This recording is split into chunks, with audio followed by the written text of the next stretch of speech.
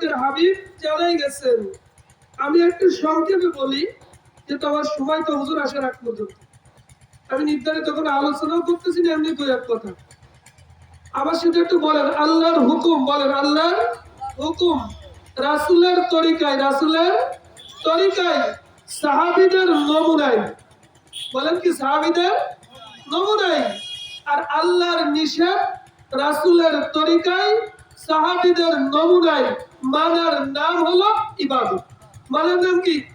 ইবাদত। আল্লাহর নির্দেশ নামাজ পড়ো, রাসূলের তরিকা, রাসূল কেমনে শিখাইছেন সেরকম পড়তে হবে। সাহাবীরা কেমন বাস্তবায়ন করছেন সেভাবে আমাকে বাস্তবায়ন করতে হবে। এটা হলো ইবাদত। অন্যায় কাজ করিও না, সুদ খাইও না। রাসূল কোনোদিন খান নাই, আমিও খাবো না। সাহাবারা জীবনে বাস্তবায়ন করেন নাই, আমিও করব না। এর নাম ইবাদত। তাহলে আল্লাহর হুকুম আছে, রাসূলের তরিকা আছে, সাহাবীদের নমুনা আছে, ইবাদত। আল্লাহর পাকের নিষেধ আছে, রাসূলের তরিকা নাই, সাহাবীদের নমুনা নাই, ওটা ইবাদত না। ওটা ইবাদত। ক্লিয়ার? এই যে ব্যক্তিগত জীবন থেকে নিয়ে শুরু করে রাষ্ট্রীয় জীবন পর্যন্ত রাসূলের তরিকা আছে কি নাই, আল্লাহর হুকুম আছে কি নাই, ব্যক্তিগত নীতিও যেভাবে আছে কোরআনে, অর্থনীতিও আছে, সমাজনীতি আছে, রাষ্ট্রনীতিও কোরআনে আছে। ইনিল হুকমু ইল্লা লিল্লাহ, রাষ্ট্র যার হুকুম চলবে কার? আল্লাহ। রাসূলের তরিকা আছে কি নাই? রাসূলকে দিয়ে যেমন মসজিদে ইমামতি করাইছেন, ইমামুল মুরসালিন বানাইছেন, তেমন মদিনা রাষ্ট্রের রাষ্ট্রপ্রধানও আল্লাহ পাকের হাবিব ছিলেন কি ছিলেন না?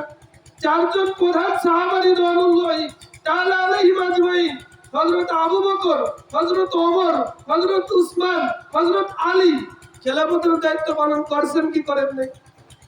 এখন এসব কথা বললে তো আমি হুজুর খারাপ হয়ে যাবো। এখন আপনার বিবেচনা করবেন যে এর মধ্যে রাসূলের তরিকা আছে কি নাই, সাহাবীদের নমুনা আছে কি নাই। যদি থাকে আলহামদুলিল্লাহ, তাহলে ওটাও আমার জন্য ইবাদত, ওটাও আমার জন্য ইবাদত। যদি ইবাদত হয় তাহলে কেমন ভাবে ইবাদত হবে? কারণ কিয়ামতের ময়দানে আল্লাহ পাক রব্বুল আলামিন কালামে পাকের ভিতর বলছেন প্রত্যেক মানুষকে তার নেতা অনুযায়ী ডাকা হবে। কি অনুযায়ী ডাকা হবে বলেন? নেতা অনুযায়ী। প্রত্যেক মানুষ তার নেতা অনুযায়ী কাল কিয়ামতে হাজির হবে। আলহামদুলিল্লাহ, মান তাশাব্বাহা বিকওমিন ফাহুয়া মিনহুম, যেই যার কি দলভুক্ত হবে কাল কিয়ামতের ময়দানে তার সাথে তার কি হয়ে যাবে? হাসর হয়ে যাবে। এটা সহজ কথা। কাজেই সোহবতে সালেতুরা সালেকুনা, সোহবতে তালেতুরা তালেকুনা। সোহবত যদি ভালো হয়, ভালো ব্যক্তির সাথে যদি সম্পর্ক হয়, কাল কিয়ামতের ময়দানে হাসরটাও কি তার সাথে হয়ে যাবে। আর সোহবত যদি বিভিন্ন ধরনের খারাপ লোকের সাথে হয়, তাহলে হাসরও তার সাথে হয়ে যাবে। তাহলে অবস্থান তারটাও যেখানে, আমারটাও সেখানে। এখন অবস্থান আমারটা কোথায় কে নির্বাচন করব? আল্লাহ পাক রব্বুল আলামিন বিবেক দিয়েছেন। আল্লাহ পাক রব্বুল আলামিন ইস্তাদরিক নাফসাক ইস্তাদরিক কলবাক, তোমার বিবেকের কাছে প্রশ্ন করো, বিবেক দিয়ে বিচার করো। বিবেক নামক আদালত তো তোমার কাছে আছে। কাল কিয়ামতের ময়দানে অনেক লোক জান্নাতে চলে যাবে শুধুমাত্র সৎ লোকের সঙ্গ দেওয়ার কারণে, ভালো লোকের সাথে থাকার কারণে। আর কিছু লোক কাল কিয়ামতের ময়দানে যখন জাহান্নামী হবে, বলবে আল্লাহ রব্বানা আরিনাল লাযাইনি আদাল্লানা মিনাল জিন্নি ওয়াল ইনসি, আল্লাহ ওই মানুষের জিনের ভিতর থেকে ওই নেতাদেরকে, ওই লোকদেরকে আমাদেরকে দেখাই দাও। আজকে পাত তলে পাড়ায়া পাড়ায়া তারপরে জাহান্নামে দেব। কেননা তারা আমাদেরকে সওয়াবের কথা বলে নাই, শুধু গুনার কাজের দিকে ধাবিত করছে। তাদের পিছনে করে শুধু গুনার কাজই করছি। ওই লোকগুলোকে আমাদেরকে দেখাই দাও। তাহাতা আকদামিনা, আজকে আমাদের পায়ের তলে দিয়ে পিষে পিষে তারপরে আমরা, তারাও যাবে, আমরাও জাহান্নামে যাব। দেখছেন? কাজেই আল্লাহ পাক রব্বুল আলামিন বলেন ইয়া আইয়ুহাল্লাযীনা আমানু কুনু মা'আস সাদিকিন, তোমরা সৎ লোকের সাথী হয়ে যাও। সৎ লোকের সাথী যদি হয়ে যাও, কারণ ভালো মানুষের সোহবত যদি পেয়ে যাও, ভালো কাজ তোমার থেকে হবে। আর খারাপ লোকের মানুষের সোহবত যদি পেয়ে যাও, তাহলে খারাপ গুণ তোমার ভিতর ঢুকে যাবে।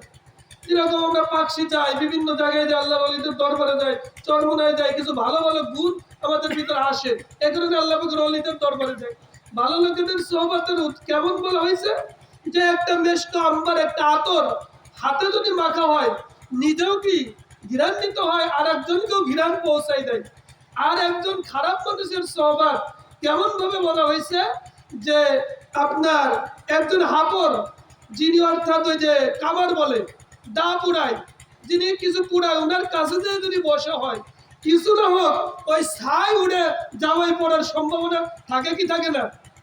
থাকে কি থাকে না? এই কারণে সোহবাত বড় জিনিস, সম্পর্ক বড় জিনিস, নেসবত বড় জিনিস, এই মাজলিসের বড় দাম। আমি উদাত্ত আহ্বান জানাবো যে হুজুর অল্প কিছুক্ষণের মধ্যে এসে যাবেন, আপনারা মাহফিলের প্যান্ডেলের ভিতরে এসে বসে যান। عن انس رضي الله تعالى عنه قال قال رسول الله صلى الله عليه وسلم اذا مررتم برياض الجنه فارتعوا قيلا। হযরত আনাস রাদিয়াল্লাহু তাআলা আনহু হতে বর্ণিত, আল্লাহ পাকের হাবিব বলেন যে তোমরা যখন জান্নাতের বাগিচার পাশ দিয়ে যাও, তখন তোমরা জান্নাতের বাগিচার ভিতর বসিয়া যাও। আল্লাহ পাকের হাবিবকে প্রশ্ন করা হলো, ইয়া রাসূলুল্লাহ, দুনিয়ার জমিনে আমার জান্নাতের বাগিচা কোনটা? আল্লাহ পাকের হাবিব ডাক দিয়ে বলেন, হিলকুল জিকির, দুনিয়ার জমিনে যেখানে আমি মাওলার জিকির করা হয়, কুরআন নিয়ে আলোচনা করা হয়, কালামুল্লাহ নিয়ে আলোচনা করা হয়, ওইটা হলো জান্নাতের ময়দান, জান্নাতের বাগান। তোমরা ওইখানে যেখানে কোরআনের আলোচনা করা হয় সেখানে যে বসে যাও। সেখানে যারা বসতে পারবা তাদের মর্যাদা আল্লাহ তাআলার দরবারে এত গুণে বাড়াই দেওয়া হয়, লা ইয়াকুদু কওমান, কোন কওম যদি ওই মজলিসে বসেই যায়, ইচ্ছাই হোক অনিচ্ছাই হোক, তাদের হলো সম্মানার্থে আল্লাহ পাক রব্বুল আলামিন ইল্লা হাফাতুহুল মালাইকা ওয়া নাযালাত আলাইহিমুস সাকিনা ওয়া গাশিয়াতুহুমুর রাহমা। তাদেরকে হাফাতুহুল মালাইকা, তাদেরকে আল্লাহ পাকের রহমতের ফেরেশতারা রহমতের চাদর দিয়ে চতুর্দিক দিয়ে ঘিরে ফেলাই দেন। জোরে করুন সুবহানাল্লাহ। বলছেন কে? বিশ্বনবী জনাবে মুহাম্মদুর রাসূলুল্লাহ সাল্লাল্লাহু আলাইহি ওয়াসাল্লাম, যে বান্দা যদি এই জান্নাতের প্যান্ডেলে বসেই যায়, চতুর্দিক দিয়ে রহমতের ফেরেশতারা বান্দাকে পরিবেষ্টন করে ফেলায়, গাশিয়াতুহুমুর রাহমা, রহমতের চাদর দিয়ে বান্দাকে ঘিরে ফেলাই দেয়, নাযালাত আলাইহিমুস সাকিনা, আসমান থেকে এক ধরনের রহমত বৃষ্টির ন্যায় বান্দার উপর নাজিল হতেই থাকে। যখন সুবহানাল্লাহ। এমনকি মাহফিল যখন শেষ হয়ে যায়, কত গফিরত আল্লাহ পাকের এক রহমতের ফেরেশতা ঘোষণা করেন যে বান্দা, গফিরত মিন হলো জান্নাত, তোমার জীবনের সমস্ত গুনাহগাতা আল্লাহ তাআলা maaf করে দিয়েছেন। যখন সুবহানাল্লাহ। কাজেই ভাই, যুবক ভাইরা এই মজলিস মিলাইছে, আপনারা সকলেই অতি দ্রুত মাহফিলের প্যান্ডেলের ভিতর চলে আসেন, তাহলে যুবক ভাইদের আয়োজনটা কি হবে? সার্থক হবে। কি হবে? সার্থক হবে। শোনেন, Islam is the complete code of life. ইসলাম হলো পরিপূর্ণ জীবন বিধান। ইন্না দীনা ইনদাল্লাহিল ইসলাম, আল্লাহর কাছে একমাত্র গ্রহণযোগ্য ধর্ম জীবন ব্যবস্থা কি? ইসলাম। এই বাদ দিয়ে আর কোনো জীবন ব্যবস্থা নাই। আল ইয়াউমা আকমালতু লাকুম দীনাকুম ওয়া আতমামতু আলাইকুম নি'মাতি। আল্লাহ পাকের হাবিব রাষ্ট্রপ্রধানের দায়িত্ব পালন করার পরে নাকি বিদায় হতের ভাষণে, তখনও রাষ্ট্রপ্রধান বলছিলেন, দিন আজকে পরিপূর্ণ হয়ে গেল। আল্লাহ তাআলা আমাকে জীবন্ত দিন দেখাই গেলেন, আর তোমাদের কাছে কুরআন দিয়ে গেলাম, এর বাইরেও কিছু নাই। এর কি বাইরে কিছু নাই? দিন কিন্তু পরিপূর্ণ নাকি? ওমা ফাররাতনা ফিল কিতাবি মিন শাইইন, এই কিতাবে আমি সব কিছু দিয়েছি, এমন কোন জিনিস নাই যে আমি দেই নাই। ব্যক্তিগত জীবন থেকে শুরু করে নিয়ে রাষ্ট্রীয় জীবন পর্যন্ত সব কোরআনে আছে কি নাই? আছে। এখন বলেন, ইসলাম পরিপূর্ণ। এখন আমি একটা উদাহরণ দিই। একটা ঘর, ওই যে রাস্তায় ধরেন উঠবেন, এই পথে উঠবেন, তার এক পা আপনার রাস্তায়, এক পা ওই যে নিচে। মানুষ কি বলবে লোকটা পরিপূর্ণ রাস্তায়? আবার মানুষ বলবে পরিপূর্ণ এই জমিনের ভিতর। কি বলবে? রাস্তায় না, আবার জমিনের ভিতরও না, অর্ধেক অর্ধেক নাকি? তাহলে Islam is the complete code of life. ইসলাম যেমন ব্যক্তিগত জীবনেও লাগবে, সমাজ জীবনে থাকবে, পারিবারিক জীবনে লাগবে, অর্থনীতিতে লাগবে, রাষ্ট্র জীবনে লাগবে কি লাগবে না? এখন আপনি যদি মনে করেন এই জায়গা মনে হয় আমাদের কাম না, তাহলে কি পরিপূর্ণ হলো? তাহলে কি আপনি পরিপূর্ণ মুমিন হতে পারলেন? আমি আপনার বিবেকের কাছে প্রশ্ন, আমি অন্য কিছু বলছি না। মাহফিল আলহামদুলিল্লাহ আলহামদুলিল্লাহ শুনবেন, কিন্তু এটাও কোরআনের বাইরে। Islam is the complete code of life in the দীন ইনদাল্লাহ ইসলাম। ইসলাম পরিপূর্ণ জীবন বিধান, যদি মানতে হয় পরিপূর্ণ মানা লাগবে নাকি? নামাজ আলহামদুলিল্লাহ পড়ি, কিন্তু ইকামতুস সালাত, নামাজ কায়েম করে, এটাও ফরজ। এটাও কি ফরজ কিনা? সমাজের সবাই নামাজি হয়ে যাক, ওয়াজ দিয়ে কি সম্ভব? সম্ভব না। কিন্তু মানে সৌদি আরবের মতো যদি আইন থাকে যে বাস নামাজের সময় হলে দোকানঘাট ফেলে সব নামাজে যেতে বাধ্য, তাহলে পুলিশ ধরে জেলখানায় দেবে নাকি? চুরি যদি হয় হাত কেটে দেওয়া হবে। সৌদি আরব আছে, বাস্তবায়ন আছে, কিন্তু ইকামত কি জিনিস? বাস্তবায়ন এক জিনিস, আদায় করা কি আর এক জিনিস। কাজেই এটা ইকামত, আল্লাহ তাআলা আকিমুস সালাত, নামাজ কি করো? কায়েম করো। নিজে তো নামাজ পড়তেই হবে, সমাজের মানুষও কোনকে নেই নামাজি হয়ে যায়, এইটাও আমার জেনে রাখতে হবে। এই মোতাবেক চেষ্টা কি করতে হবে? চালাতে হবে। মান রাআ মিনকুম মুনকারান ফালিয়ুগাইয়িরহু বিয়াদিহি ফাইন লাম ইয়াস্তাতি' ফাবিলিসানিহি ফাইন লাম ইয়াস্তাতি' ফাবিকলবিহি যালিকা আদওয়াফুল ঈমান। তিরমিজি শরীফের একটা হাদিস, যে তোমার ঈমান কতটুকু কিভাবে মাপবা? মান রাআ মিনকুম মুনকারান, তোমাদের ভিতর যদি কেউ দেখে সমাজে গর্হিত কাজ হচ্ছে, খারাপ কাজ হচ্ছে, ফালিয়ুগাইয়িরহু বিয়াদিহি, সেজন্য চেষ্টা করে হাত দিয়ে ঠেকানোর, যে কিভাবে গুনার কাজকে ঠেকানো যায়, কিভাবে গুনার কাজকে ঠেকানো যায়। যদি সামর্থ্য থাকে হাত দিয়ে চেষ্টা চালাবে। ফাইল্লাম ইয়াস্তাতি, যদি এতেও অক্ষম হয় তাহলে সে কি করবে? বিলিসানিহি, তার জবান দিয়ে কি করবে? ওয়াজ নসিহত করে ফিরাবে। প্রথমে হাত দিয়ে যদি হয়, তারপরে জবান দিয়ে। ফাইল্লাম ইয়াস্তাতি, তারপরেও যদি সে ব্যর্থ হয়, ফাবিকলবিহি, অন্তর দিয়ে ঘৃণা করবে। যালিকা আদওয়াফুল ঈমান, এটা হলো ঈমানের দুর্বলতম শাখা। যদি এইটাও না থাকে বুঝতে হবে থার্ড ক্লাস ঈমানদার সে না। তাআওয়ানু আলাল বিররি ওয়াত তাকওয়া, তোমরা নেক ও তাআওয়ানু আলাল বিররি ওয়াত তাকওয়া, আল্লাহ তাআলার কুরআনের কথা। তাআওয়ানু, তোমরা পরস্পরকে সাহায্য করো, বিল বিররি ওয়াত তাকওয়া, নেকের কাজে এবং তাকওয়া খোদাভীতির কাজে। ওয়ালা তাআওয়ানু আলাল ইসমি ওয়াল উদওয়ান, পাপের কাজে আর সীমা লঙ্ঘনের কাজে তোমরা পরস্পরকে সহযোগিতা করিও না। হুকুম কার? বলেন হুকুম কার? তাহলে পরস্পরকে সহযোগিতা করো।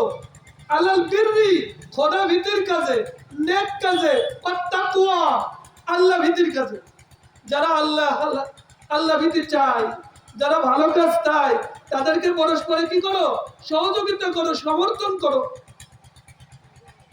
আর ওয়ালা তাআওয়ানু আলাল ইসমি ওয়াল উদওয়ান, যারা পাপ কাজ করে, সীমা লঙ্ঘনের কাজ করে, বারবার করে, লা তাআওয়ানু, তোমরা তাদেরকে সাহায্য করিও না, আলাল ইসমি ওয়াল উদওয়ান, পাপ কাজ এবং সীমা লঙ্ঘনের কাজ। কিসের কাজ?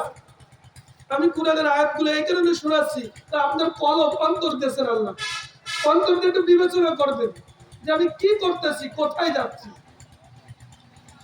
যাই হোক, যদি এভাবে বিচার আচার করতে পারি তাহলে নামাজ, রোজা, হজ, যাকাত আল্লাহ তাআলা সব কবুল করবেন। আর যদি এভাবে সব করলাম কিন্তু আসলে সম্পর্ক খারাপ জায়গা, আল্লাহ তাআলা বলছেন ওয়ামাইয়াবতাগি গায়রাল ইসলামি দীনান, যারা ইসলামকে বাদ দিয়ে অন্য কিছুর মাঝে আদর্শ তালাশ করো, শান্তি তালাশ করো, ফালা ইউকবালা মিনহু, তার জীবনের ফরজ নফল কোন ইবাদত আমি আল্লাহ তাআলার কাছে গ্রহণযোগ্য হবে না। কাজেই ইসলাম যখন কমপ্লিট, তখন আর কি দরকার? ওয়া ফিল আখিরাতি মিনাল খাসিরিন, আর ওই ব্যক্তিরা কাল কিয়ামতের ময়দানে বড় ক্ষতিগ্রস্তদের অন্তর্ভুক্ত হয়ে যাবে। এখন আরেকটা হাদিস শোনাই, যে আমি কোনো স্থায়ী কোনো কথা না, যেহেতু হুজুর আসলে সময় শেষ, এখানে দু একটা কথা। আল্লাহ পাকের হাবিবের কাছে বিশ্ব নবী জনাবে মুহাম্মদুর রাসূলুল্লাহ সাল্লাল্লাহু আলাইহি ওয়াসাল্লামকে জিজ্ঞাসা করা হলো, ইয়া রাসূলুল্লাহ, কিয়ামতের ময়দানে সবথেকে হতভাগা কে? সবথেকে হতভাগা কে হবে? আল্লাহ পাকের হাবিব বললেন, সবথেকে হতভাগা ওই ব্যক্তি হবে মাল মুফলিস। ইয়া রাসূলুল্লাহ, সবথেকে হতভাগা কে হবে কিয়ামতের ময়দানে? আল্লাহ পাকের হাবিব বললেন যে কাল কিয়ামতের ময়দানে সবথেকে হতভাগা ওই ব্যক্তি হবে যে কিয়ামতের ময়দানে পাহাড় পরিমাণ নেকের বোঝা নিয়ে দাঁড়াবে। কিয়ামতের ময়দানে দাঁড়ানোর পরে অবস্থা এমন হবে যে তার গুনাহ করার কারণে, সে অন্যের গীবত করার কারণে, সে অন্যের সঙ্গ খারাপ কাজে দেওয়ার কারণে তার সমস্ত নেক আমল একসময় মানুষকে দিতে দিতে ফুরাই যাবে। একবার জমি মেরে খাইছে, গুন্ডির জমি ফাঁকি দিয়ে খাইছে, এই নেক আমল থেকে নিয়ে গুন্ডির জমির ওই পুরানো হবে। মানুষের জমি ফাঁকি দিয়ে খাইছে, এটা কি করা হবে? পুরা করা হবে। তারপরে আরেক ভাইয়ের গীবত করছে, তার এই নেক আমল দিয়ে পুরা করা হবে। শেষ পর্যন্ত এমন একটা অবস্থা দাঁড় হবে, দেওয়ার মতো আর কোনো নেক আমল থাকবে না। তখন কি করা হবে? যে ভাইয়ের গীবত করছিল, যে ভাইয়ের জমি ফাঁকি দিয়ে খাইছে, যে ভাইয়ের খারাপ গুণ আলোচনা করছে, সেই ভাইয়ের কি করা হবে? ওই মানে গুনাহগুলো এই বান্দার ঘাড়ে কি করা হবে? চাপাই দেওয়া হবে। পক্ষান্তরে যে ব্যক্তি গুনাহ করেছিল সেই ব্যক্তি জান্নাতে চলে যাবে, আর যে ব্যক্তি এই যে নেক আমল করছিল এই ব্যক্তি জাহান্নামে চলে যাবে। অবস্থাটা পুরো উল্টে গেল না? কাজে কথা বার্তা মুমিন মাপঝোপ দিয়ে বলবেন। মুমিন কোরআনে ওরকম ভাবে যারে তারে বিভিন্ন কিছু মানে জবান দিয়ে বলতে পারে না, মুখ সাবধান। কারণ আল্লাহ পাকের হাবিব বলছে, যে ব্যক্তি আমাকে দুইটা জিনিসের গ্যারান্টি দিবে আজমান আল্লাহুল জান্নাহ, তাকে আমি জান্নাতের গ্যারান্টি দিব। একটা হলো মুখ, একটা হলো লজ্জাস্থান। মুখ দিয়ে যারে তারে শয়তান বলতেছি, যারে তারে মুনাফিক বলতেছি, মুখকে আল্লাহ থেকে এই কারণে দিতেছে। আপনি ইজা মুদিয়াল ফাসিক গদিবার রব ওয়াতাজালাহুল আরশ, যখন কোন ফাসিকের প্রশংসা করা হয় তখন কি হয়ে যায়? আল্লাহ তাআলার আরশ কি ওঠে? কেঁপে ওঠে। এবং ইজা আল্লাহ তাআলা কি রাগান্বিত হন। আপনি মুখ দিয়ে ফাসিকের প্রশংসা করতেছেন, অমুকের চরিত্র ফুলের মতো পবিত্র, কিন্তু একজন আলেম, একজন ভালো মানুষ, তাকে আপনি জবান দিয়ে কিছু বলতেছেন। আপনি কি চিন্তা করছেন আপনার অবস্থানটা কোথায়? ভাই চিন্তা করছেন? তাদের জবান খুব সাবধান, জবান খুব সাবধান। আল কাইয়িসু মান দানা নাফসাহু ওয়া আমিলা লিমা বাদাল মাউত। আল্লাহ পাকের হাবিব বলেন, বুদ্ধিমান ওই ব্যক্তি যে ব্যক্তি আল কাইয়িসু মান দানা নাফসাহু, নিজের আমলের হিসাব নাই। কার? আমরা তো শুধু অন্যায়, শুধু সমালোচনা করি, কিন্তু নিজের অবস্থানটা কোথায় ভাই? কোন অবস্থানে আমি আছি? আমি এখন মনে করি আমার কোন উপায় হবে? কয়টা নেক আমল করেছি, কার সাথে আমি সঙ্গ দিছি, আমি কি করতেছি, কোন হিসাব আছে? কাকে সমর্থন করছি, বন্ধু কাকে বানাচ্ছি? আল কাইয়িসু মান দানা নাফসাহু ওয়া আমিলা লিমা বাদাল মাউত। আর মৃত্যুর পরের জীবনের জন্য যে চিন্তা করে, নেক আমল করে, সেই বুদ্ধিমান। যাই করি, ব্যক্তি, পারিবারিক, সামাজিক, অর্থনীতি, রাজনীতি, সবকিছু করি মৃত্যুর পরে বাঁচার জন্য, আল্লাহ তাআলার সন্তুষ্টির জন্য। ঠিক না ভাই? ঠিক বলেন। ঠিক। এখন আর আল কাইয়িসু মান দানা নাফসাহু, তাহলে বুদ্ধিমানের আলামত দুইটা। যে ব্যক্তি নিজের আত্মসমালোচনা করে আর মৃত্যুর পরের জীবনের জন্য কি করে? আমল করে। আর আল কাইয়িসু মান দানা নাফসাহু ওয়া আমিলা লিমা বাদাল মাউত ওয়াল আজিজু মান ইত্তাবা নাফসাহা হাওয়া ওয়া তামান্না আলাল্লাহিল আমানি।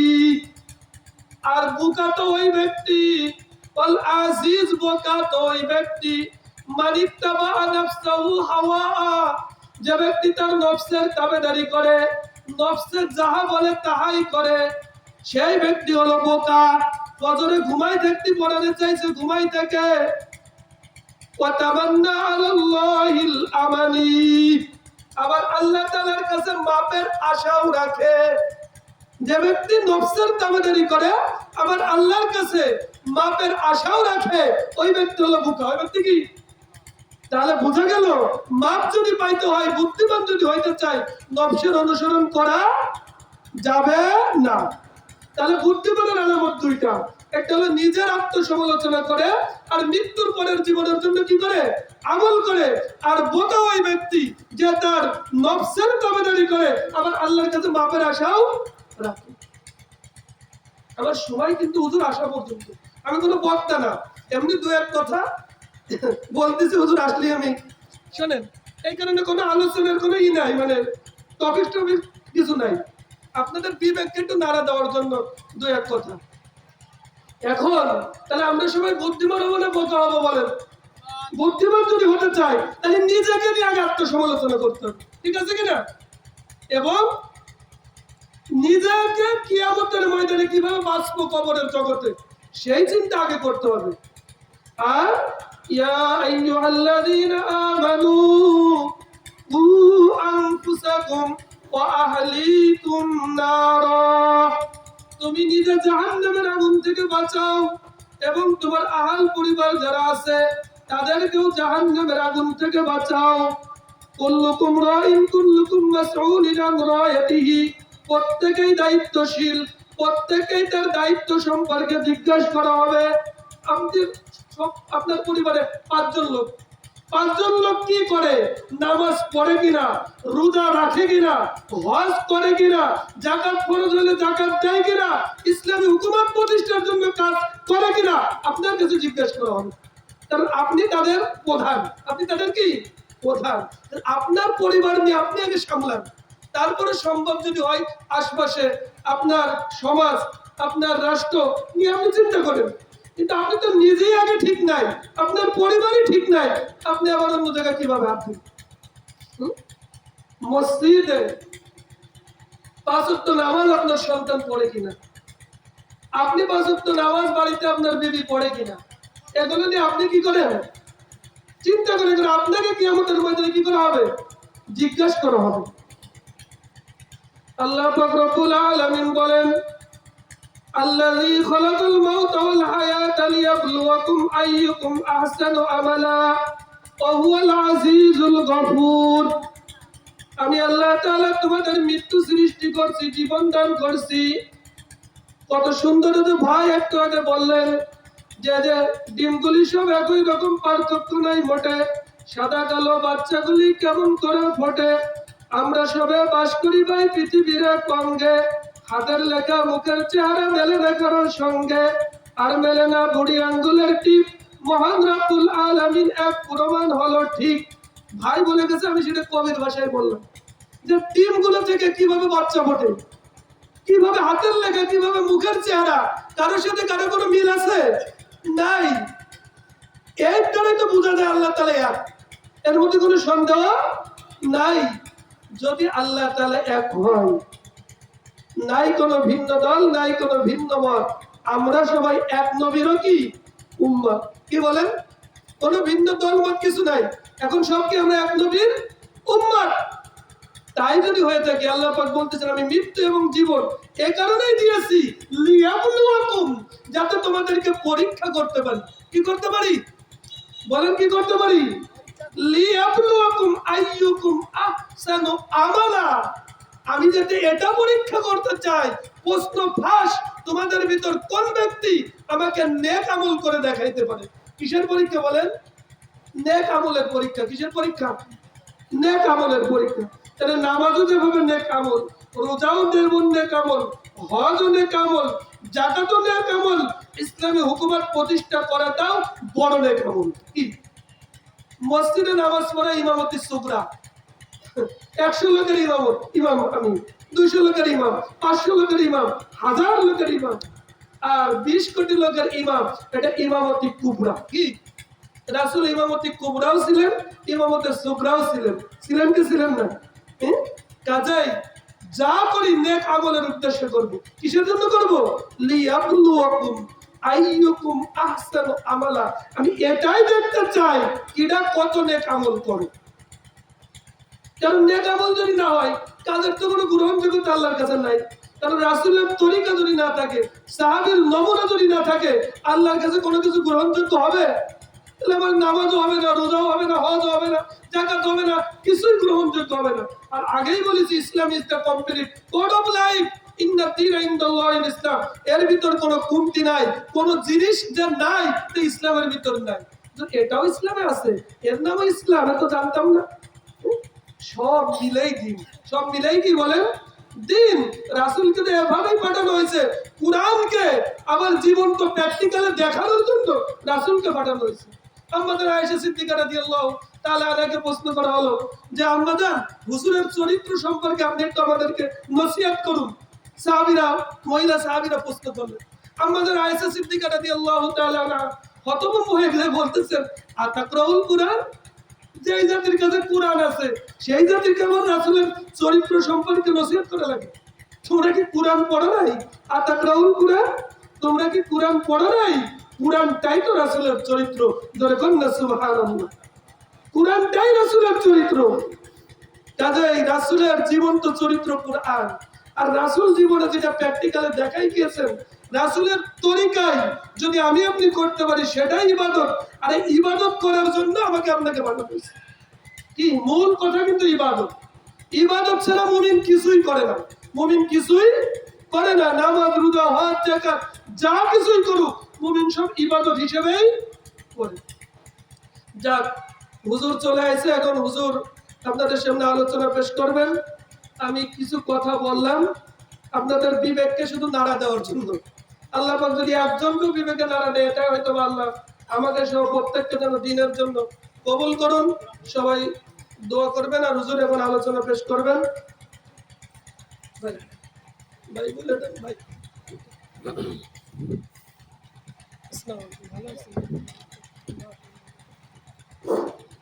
আলহামদুলিল্লাহ, আলহামদুলিল্লাহ। আমরা এখনো যারা এদিক সেদিকে ঘোরাফেরা করছি, আমরা মাহফিলের ময়দানে চলে আসি। আমাদের বিশেষ মেহমান ইতিমধ্যে স্টেজে হাজির হয়ে গেছেন।